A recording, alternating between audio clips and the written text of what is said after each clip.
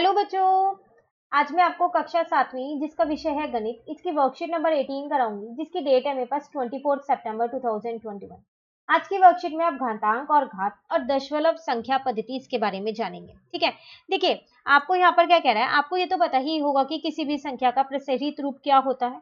जैसे कि अगर मैं आपसे कहूँ यहाँ पर 47561, मतलब कि इसको खोल के लिखना है पूरा, तो कैसे हम इसको लिखने वाले हैं, तो हम इसे लिखेंगे 4 इंटू, अब देखो यहाँ 1 2 3 4 चार संख्या है, तो यहाँ पर 1 लिख के 4 जीरो लगा देंगे। ठीक है, फिर प्लस डाल के दूसरी संख्या लिखेंगे, ये वाली 7 इंटू, अब इसके आगे कितनी संख्या है, 3 संख्या है, तो इसके आगे लगा देंगे 3 जीरो।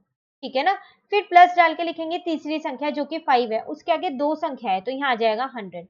फिर प्लस डाल के 6 लिखेंगे, चौथी संख्या, उसके आगे एक ही संख्या है, तो 1 जीरो आएगी, 10 लिखेंगे। फिर अब लास्ट में 1, अब इसके आगे कोई भी संख्या नहीं है, तो सिर्फ 1 आ जाएगा। तो ये तो हमने अपनी छोटी क्लासेस में भी सीखा है, जिसको हम एक्सपेंडेड फॉर्म कहते थे ना। अब हम क्या करेंगे, इन्हीं का ही घातांकीय रूप लिख देंगे। अब इसको घातांकीय रूप में लिखेंगे कैसे, देखो यहाँ पर 10 के आगे कितने जीरो है, 4 जीरो है, तो आप इसको लिख सकते हो 4 इंटू 10 की जो घात है वो 4। फिर 7 के आगे जो लिखा है वो क्या लिखा है, 1000 लिखा है, तो आप उसको लिखोगे 7 इंटू में 10 की घात जो है 3 आ जाएगी, क्योंकि उसमें 3 जीरो है। उसके बाद 5 इंटू में 10 की पावर 2 आ जाएगी। ठीक है, और उसके बाद 6 इंटू में 10 की पावर कितना आ जाएगा, 1, क्योंकि उसमें एक ही जीरो है। और यहाँ पर 1 इंटू में 10 की पावर 0 आ जाएगी, क्योंकि जिसकी भी घात 0 होती है वो क्या होता है, पूरा 1 होता है। और आप देखो यहाँ पर जितनी भी ये घात लिखी गई है ना, ये एक ऑर्डर में लिखी गई है, 4 3 2 1 0, इन्हें बोलते हैं घातांकीय रूप। क्लियर, चलिए एक दो यहाँ पर हमारे को क्वेश्चन और दे रखे हैं, वो देख लेते हैं और अच्छे से क्लियर हो जाएगा। यहाँ आपसे कह रहा है 390878 को घातांकीय रूप में व्यक्त कीजिए। तो देखो 390878, तो कैसे लिखेंगे हम यहाँ पर, तो पहले पहली संख्या लिखी 3 इंटू, अब यहाँ कितनी है, 1 2 3 4 5 संख्या है, तो 1 लगा के 5 जीरो लगा देंगे, 1 2 3 4 5। ठीक है, फिर लिखा है यहाँ पर 9 इंटू, अब कितनी, 9 के बाद कितनी संख्या है, 4 संख्या है, तो 1 2 3 4। ठीक है, फिर 0 इंटू, इसके बाद कितनी संख्या है, 3, तो यहाँ लिख देंगे 3। फिर 8 इंटू कितनी संख्या है, 2, तो यहाँ लिख देंगे 2।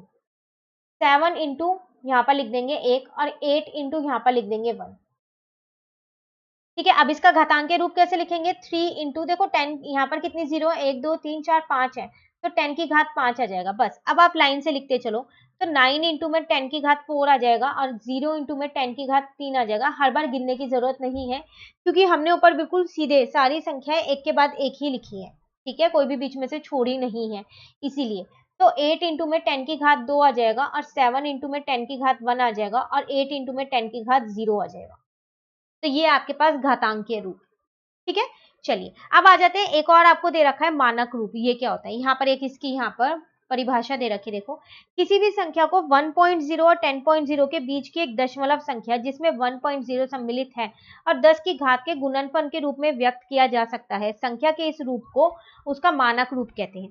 तो कह रहा है जिस भी संख्या को आप 1 और 10 के बीच में, जिसमें 1 जो है उसके अंदर इंक्लूड है, उस रूप में लिख सकते हो, जैसे 1.0 2.0 3 पॉइंट समथिंग, इस फॉर्म में लिख सकते हो। ठीक है, और जो बाकी की संख्या बची ना, उसे 10 की घात के रूप में लिखोगे, तो वो होगा मानक रूप। अभी आपको परिभाषा से नहीं समझ में आ रहा होगा कि मानक रूप है क्या, एक क्वेश्चन करेंगे ना, अभी समझ में आ जाएगा। देखो यहाँ पर आपसे कह रहा है इसका मानक रूप बताना है। देखो कैसे बताएंगे वो, देखो यहाँ पर जो ये दशमलव लगा हुआ है ना यहाँ, ये हमेशा एक संख्या के बाद होना चाहिए, मतलब कि 3 के बाद होना चाहिए था। तो ठीक है, फिर इसको 3 के बाद कर देते हैं, 1 2 3 4, 4 बार 4 संख्या इसे पीछे शिफ्ट कर दिया मैंने। हमेशा याद रखना, मानक रूप में जो दशमलव होता है ना, वो एक ही संख्या के बाद ही होता है।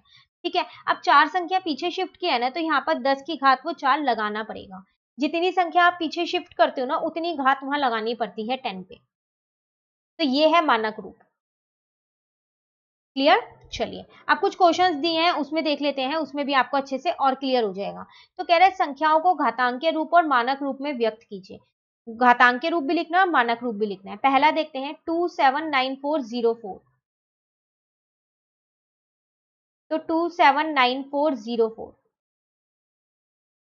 ठीक है, तो सबसे पहले इसका घातांकीय रूप ही देख लेते हैं, क्योंकि हमसे पहले घातांकीय रूप ही पूछा गया है। तो कैसे लिखेंगे, देखो 2 मल्टीप्लाई 1, कितनी जीरो है, कितनी संख्या है, 1 2 3 4 5 संख्या है, 1 2 3 4 5, प्लस 7 के बाद कितनी संख्या है, 4 संख्या होंगी। 9 के बाद 3 संख्या होंगी तो 3 जीरो लगा दी। 4 के बाद 2 संख्या होंगी तो 2 जीरो लगा दी। 0 के बाद 1 संख्या होगी तो 1 जीरो लगा दी। और 4 के बाद एक भी संख्या नहीं है तो सिर्फ 1 ही रहने दिया।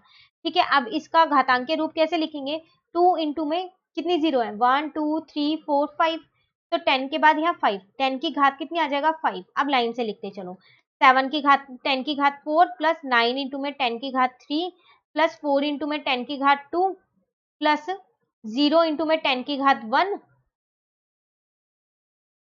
प्लस 4 इंटू में 10 की घात 0। ठीक है, मानक रूप देखें इसका।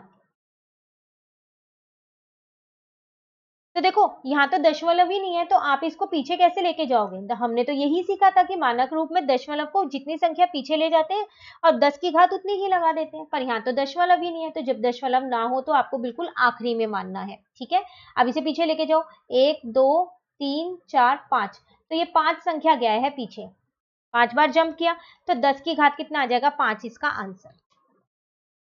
क्लियर, एक और पार्ट करते हैं तो और अच्छे से क्लियर हो जाएगा। 3006194। ठीक है, तो पहले घातांक के रूप लिख लेते हैं।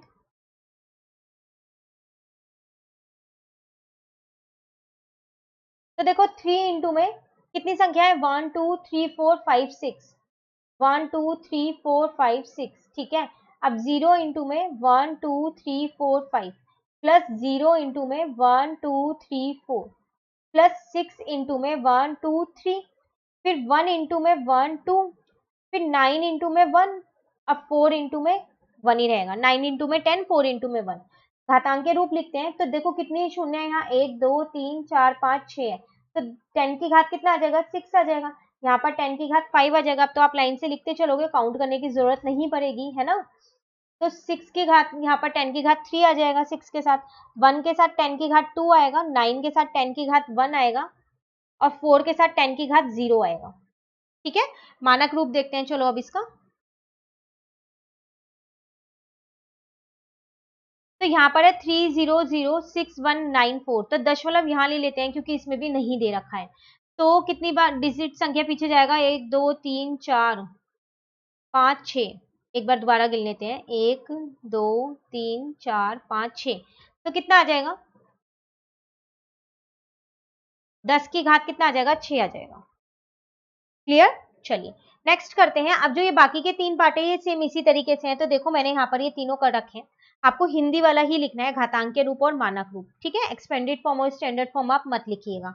तो सेम वही किया, पहले घातांकीय रूप लिख दिया फिर मानक रूप लिख दिया। तो दशमलव जहाँ नहीं है मैंने बिल्कुल आखिरी में लिया, उसके बाद उनको जंप कर दिया है पीछे की साइड। ठीक है, तो ये आपके पास इसका थर्ड पार्ट है, आप स्क्रीनशॉट ले लो ताकि आप कर सको। पर कोशिश कीजिएगा कि इन पार्ट्स को खुद करो क्योंकि आसान है बहुत, इतना मुश्किल है नहीं ये। ठीक है ना, ये वाला आपके पास फोर्थ पार्ट है इसका। ठीक है, उसके बाद ये वाला आपके पास इसका फिफ्थ पार्ट है। इसी के साथ क्वेश्चन नंबर 1 हमारे यहाँ कंप्लीट हो गया है। क्लियर, चलिए आ जाते हैं हम क्वेश्चन नंबर 2 पे। तो क्वेश्चन नंबर 2 में कह रहा है निम्नलिखित कथनों में प्रकट होने वाली संख्याओं को मानक रूप में व्यक्त कीजिए। तो जो जो संख्या इसमें दिख रही है ना उन्हें मानक रूप में लिखना है। कैसे लिखेंगे, देखो पहली मेरे को यहाँ दिख रही है ये संख्या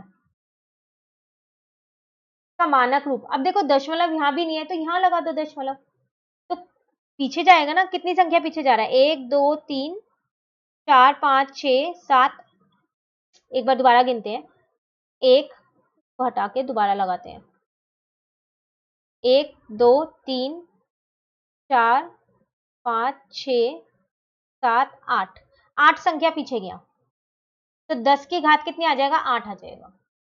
ठीक है, इसमें देखो यहाँ लिखा है 1400 फिर 00, यहाँ होगा दशमलव क्योंकि दे नहीं रखा है।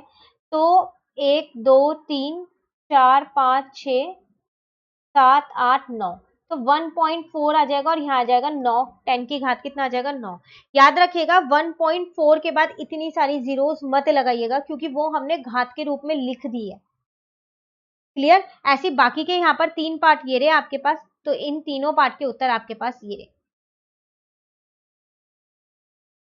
ये आपके पास टोटल फर्स्ट और सेकंड तो हमने कर ही लिया, बाकी के 3 ये रहे। बस मानक रूप लिखना था और कुछ नहीं करना। सिर्फ आपको ये देखना है दशमलव आखिरी में लगाना है, अगर नहीं दिया तो, और जंप करना है। जितना जंप किया उसको क्या करो 10 की घात बना दो, और कुछ नहीं करना। क्लियर? तो ये थी आपके पास आज की वर्कशीट जो कि यहाँ पर कंप्लीट हो गई है। वर्कशीट नंबर कौन सी है आपके पास? ये 18। वर्कशीट नंबर 19 हम अपनी नेक्स्ट वीडियो में समझेंगे। तो अगर आपको ये वीडियो अच्छी लगी तो आप इसको लाइक जरूर कीजिएगा और मेरे चैनल को सब्सक्राइब कीजिए।